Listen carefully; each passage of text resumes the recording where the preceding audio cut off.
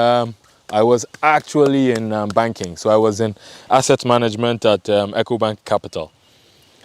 You were in banking and decided to enter into coffee farming. Yes. Yes. That's incredible, man. Can you eat this raw? Okay, so because they're unwashed, I wouldn't advise it. No, don't worry, I'm from the village. They're really sweet, actually. It's just like cocoa?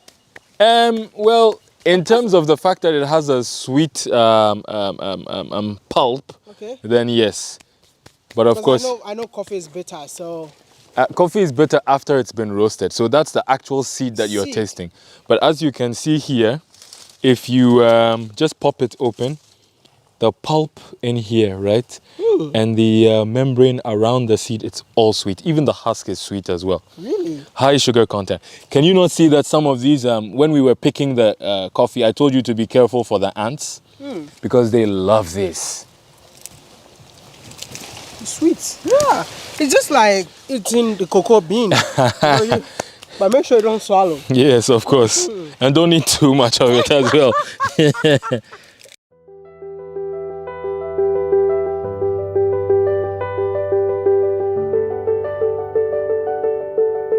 Welcome back to the YouTube channel. It's your favorite village boy, Mr. Ghana, baby. And I'm back again with another video. Let me tell you something. I was born and raised in Ghana, but I never knew that Ghana grows coffee.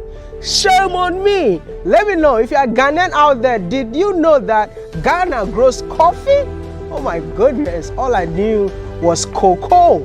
So, you know, I uploaded a video when I went to Kenya. I went to a coffee farm for the first time, and people were like, you mean this is your first time of seeing a coffee bean? I was like, yes. You know what?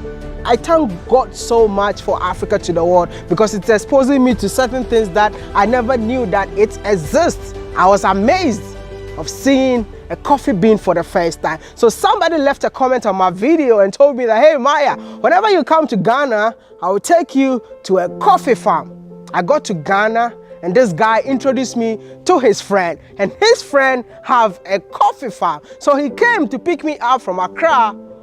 We drive through the beautiful Ebri Mountains, and then we go to Equiapim, which is in the eastern region of Ghana. Such a beautiful place. I think I'm a big fan of mountains.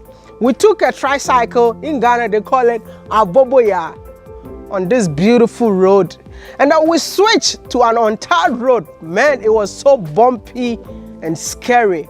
But thank God we arrived at our destination. And where this guy took me, you see this building that you're seeing on your screen, it has been in existence for over 150 years. And this is where this guy is growing his coffee. And you know what we always do? I'm here to learn. So I need to speak to him, and he is gonna let us know that it's possible to grow coffee in Ghana. Come with me. Let's talk to this amazing young gentleman, Aya Maya. Yeah. You know, I never knew they grow coffee in Ghana. Yeah. We do. How? You know actually coffee has been grown in Ghana for a long time. Long time. It's the only issue is that coffee has been cocoa's let's say neglected cousin, right? Neglected cousin. That is yes. why I don't know. Exactly. So over in recent years, efforts are now being made to look at the coffee sector in and of itself as a source of as a source of income as well for the country, of course. So we don't rely so heavily on cocoa. Is there special places that they grow coffee in Ghana? Yes. Coffee loves mountains. You know, coffee loves altitude. Okay. So altitude, cool climates, it's just what coffee needs. Now I understand why I can only find coffee in Equiapim. Well, not just in Equiapim actually. Really? Yes. Coffee actually grows. We have some in Brong Ahafo, we have some in Kweu, we have some in the Volta. Really? Yes. So what's special about the Equiapim area is because is actually so since basically colonial times when the missionaries were around, coffee hasn't really been explored so deeply. It hasn't been cultivated to any serious extent in this area. So we are kind of reigniting the sector here and basically trying to install once and for all the complete value chain here, because we believe that it's effectively a great source of it's a great commercial driver for development as well as a socioeconomic change. Let me know, how many acres have you grown so far? Okay, so currently, as you know, we are the Ekwapim Coffee Growers Association. We have an association of growers. Yeah, we do. How many people are you in the association? Wow, look, so overall we're probably around 100 farmers, but this is a consolidation of different kinds of people who play different roles. So it's like anybody involved in the coffee sector at all, based in the Ekwapim area. So even if you're a processor, you're a farmer, you're an investor, you're all involved. You know, you're all members of the association. So close to 100 people overall. All right. So how many acres do you guys have right now? Approximately between 85 to about 102 acres at the moment. So we're mapping currently so that we can get the cultivated lands more accurately. You know, this is one of the challenges that we are facing. Where you took me to a place where you said this place has been in existence for over 150 years. Yeah. So that was your first farm? Actually, that was the first farm that I've ever cultivated. That is actually one of my ancestors' village, Nana Kwamfori, who was the former GhanaHe. Oh, okay. Yeah, so this is a long time ago. So effectively, he died, and the place has kind of deteriorated since then, right? So effectively, I saw it then as the perfect opportunity to explore what it is that we are preaching, you know, a proof of concept, to show that indeed coffee can be used as a driver for rural development and socioeconomic change, right? So as you can see today, we did have to take Aboboya, but there's actually a path there now. Initially, there was no road to this route. So it's because of your coffee farm over there? Correct. That's why. Correct. So, for example, just a couple of days ago, we had tourists coming in from the African American Association, right? So, basically, the influx of tourists, the harvest period, generally, it's going to push infrastructure, right? Because the more people are coming there, the more there's even a financial incentive to be able to install such structures, you know. You know, you're not even telling me what your name is because your friend introduced you to me. Please, can you tell me your name and where you're from? Okay, so my full name, per my passport, is John Nana Ado Francois. Okay. Yes, that's my full name. Born and raised in Ghana? Correct, born and raised in Ghana. So you became a banker? Well, actually, I started out in asset management at Ecobank Capital. Okay. And then, of course, I stopped to delve into some research into the coffee sector. I got support from family to engage in these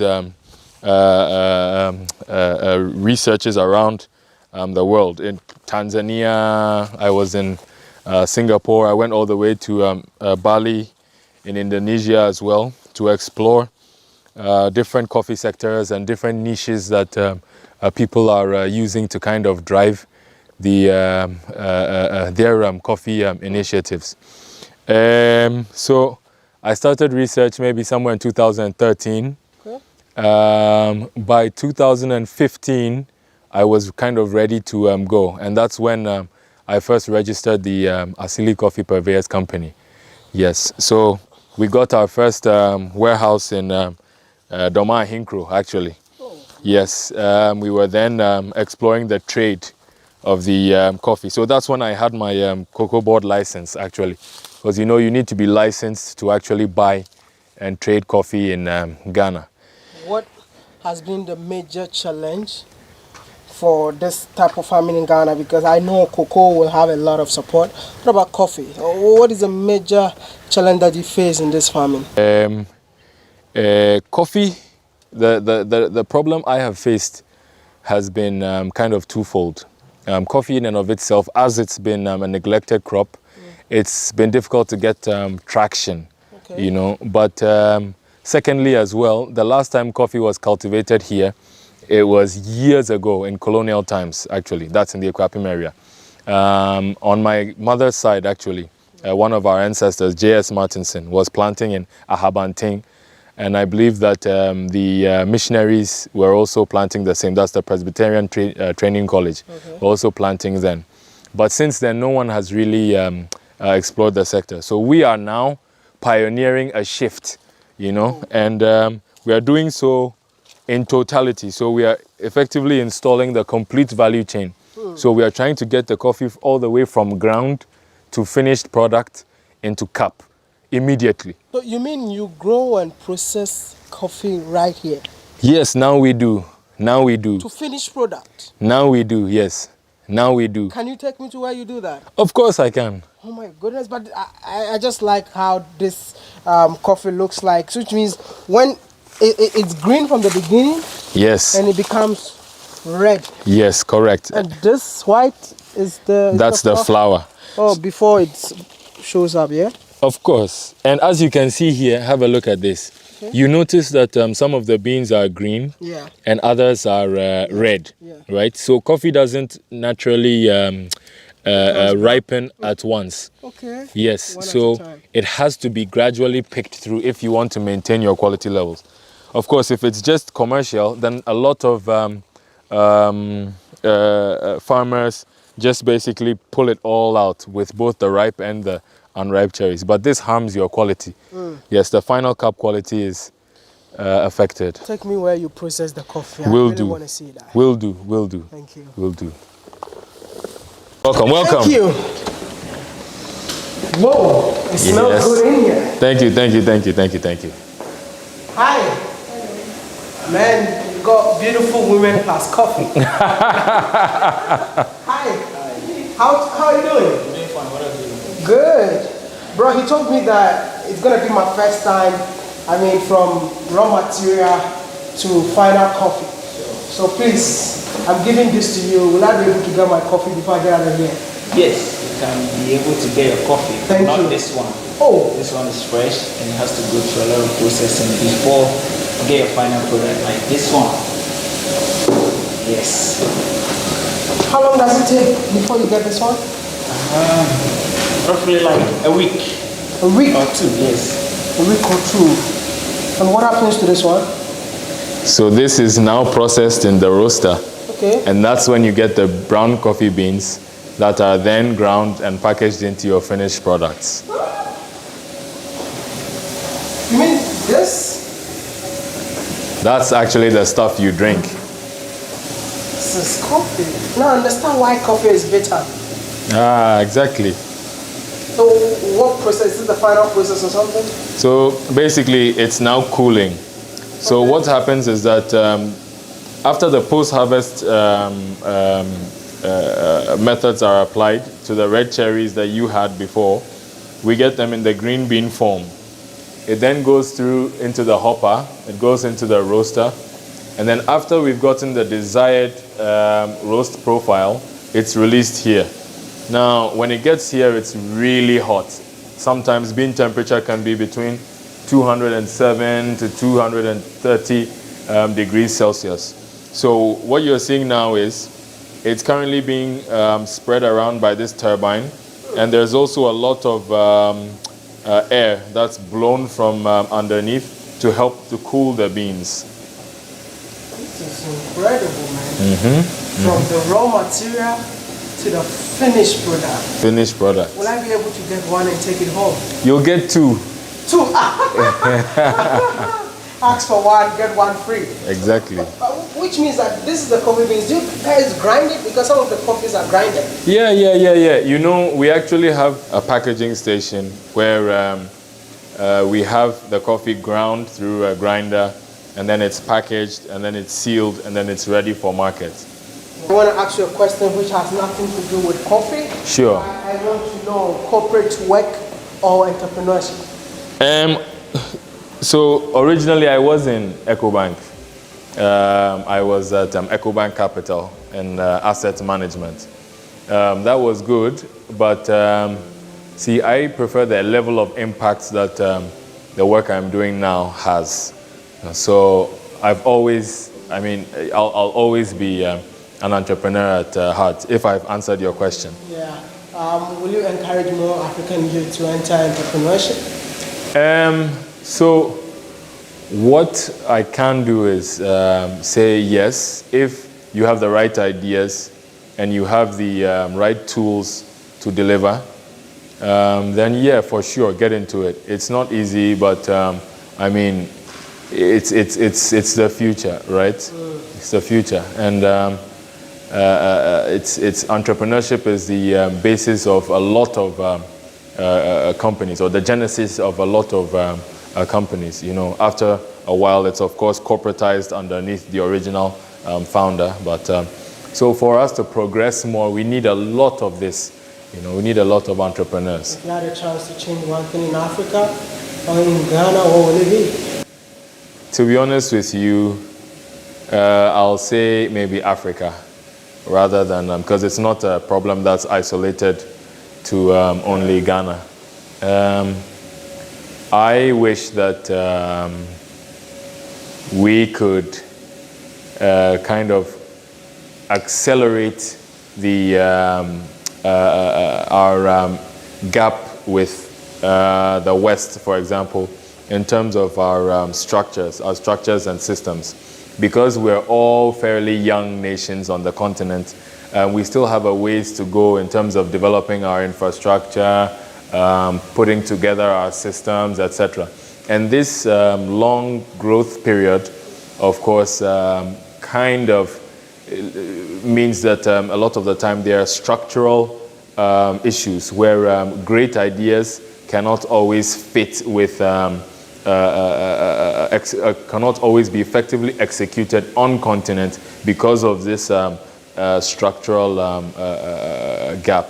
You know, so if I could do anything, I would just accelerate our growth period. You know, but then again, they say slow growth leads to character building. So what can we say? Are we selling the coffee? Oh, I think she's selling it, eh? Hi, are you selling the coffee?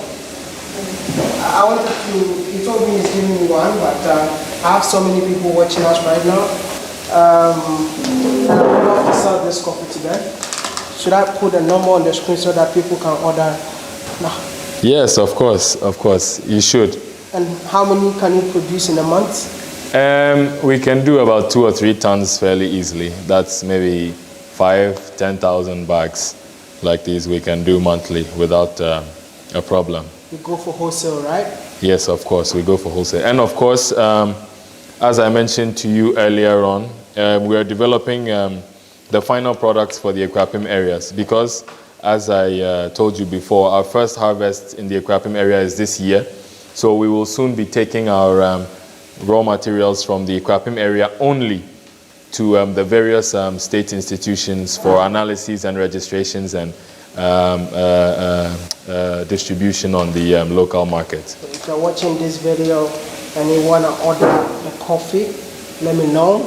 I'm going to sell this coffee myself because I think he's not ready to sell his own product right now. So, so reach out to me and then let's support a brother's business. It's by force, as we always know. Order in large quantities, and you can also be like a supplier. You know, you buy from them and then supply to other people. Thank you so much for watching. Thank you so much for being with me, seeing coffee for the first time. And you know how we always do it, like and subscribe. Thank you so much for talking to me.